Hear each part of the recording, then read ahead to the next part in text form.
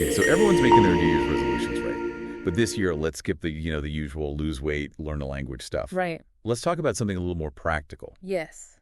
Your job search, Yeah. whether you are, actively on the hunt or just kind of thinking about making a move in the new year. We're going to deep dive into some advice from this awesome podcast episode. Okay. It's called Career Catalyst. And honestly, I kind of think of it as like a cheat sheet for leveling up your job search game. I like that, a cheat sheet. Yeah. So Career Catalyst covers a ton, but we're going to pull out the juiciest tips, the things that I think really could move the needle for you. Cool.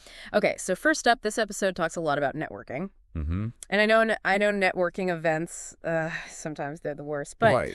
Career Catalyst had this point that really made me rethink networking. Yeah, what was that? It's not just about, who you know. Yeah. It's also about what you learn. Oh, I like that. Right. Like, think of networking as intel gathering. Oh, interesting. You can hear about industry trends, company cultures.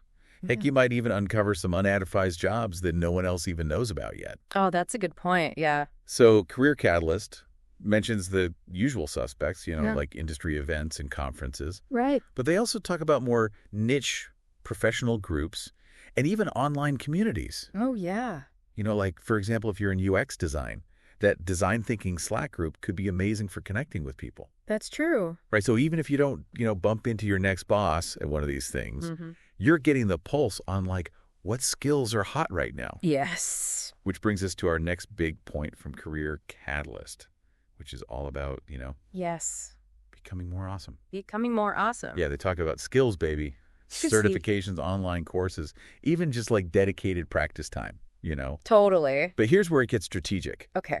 Don't just chase the latest buzzword, right? Right. Do the research and figure out what skills are in demand for the specific jobs that you want. Exactly. Right. And there are so many tools out there to do that. Yeah, for sure. Like you could go on LinkedIn, you could look on Indeed and see, what are employers actually putting in the job description? Absolutely. So let's say you're in data science, for instance. Okay. Maybe that means like mastering a specific cloud computing platform, right? Right. Not just knowing generally data stuff. Yeah. Exactly. So we've networked, we've honed our skills. Now it's time to show it all off on those job applications. Yes. And Career Catalyst is really adamant about tailoring those applications. Yes. Like they do not mess around with this point. It's so important. Right. You can't just like blast out the same resume and cover letter to a million different places. Yeah. It's got to be customized. Absolutely. And I know that can be a little daunting. Sure. But Career Catalyst argues that spending the time up front to really customize is going to pay off big time. Oh, yeah, for sure. So how do we do it? So basically, instead of just listing out, duties from your past roles, Right. You want to highlight the achievements that actually align with the keywords in the job description. Oh, keywords. Good point. Right. And I think an even better approach is to think about what are the problems that this company is facing? Mm-hmm. And how can your experience and your skills solve those problems? That's so smart. Right. So almost like you're playing detective a little bit. Okay. And you're figuring out what the hiring manager really needs, and then you're showing them that you are the answer. It's like a puzzle. It is a puzzle. Okay. That makes a lot of sense. But I'm curious, Career Catalyst doesn't really get into like how time consuming this can be, All right. like tailoring each application, Yeah. It's a lot of work. It is. Do you have any tips for how to make this process a little more efficient? Yeah, absolutely. So what I would recommend is create like a master resume Yeah. with every single thing on it, all your experience, all your skills. Okay. And then for each application that you're doing, you kind of just pull out the most relevant points from that master resume and then weave them into a narrative that directly addresses those specific job requirements. Ooh, that's a really good idea. It's a lot faster than starting from scratch every single time. Way faster. Yeah. Okay, that is super helpful. Good. Okay, so now let's say we've aced our application and we've landed the interview, Okay. which, let's be real, interviews are terrifying. They can be They're the worst. a little bit. Yeah. But Career Catalyst has some advice for, making them less scary. Okay. And a lot of it comes down to practice. Yeah. So they suggest practicing common interview questions, Mhm. refining your answers, and even doing mock interviews if you can. I love that. Right.